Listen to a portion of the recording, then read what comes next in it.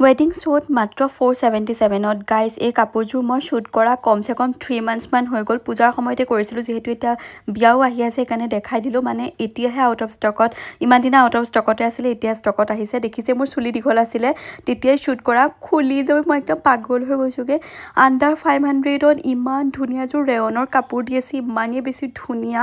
আপোনালোকে যদি 2-3খন বিয়া খাব বিচাৰে বা বিয়াৰ কোনোবা এটা অকেজন ধৰি লওক কিবা আজিকালিতো বহুত কেইটা অকেজন পাতে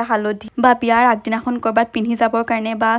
বিয়াতে আগবেলা ভাগত পিন্ধিবৰ কাৰণে আপুনি কাপোৰযোৰ ল'ব পাৰে মাত্ৰ 477ৰ কাপোৰযোৰ দেখি একদম নালাগে যে 477 একদম 800-900 টকীয়া কাপোৰ যেন লাগে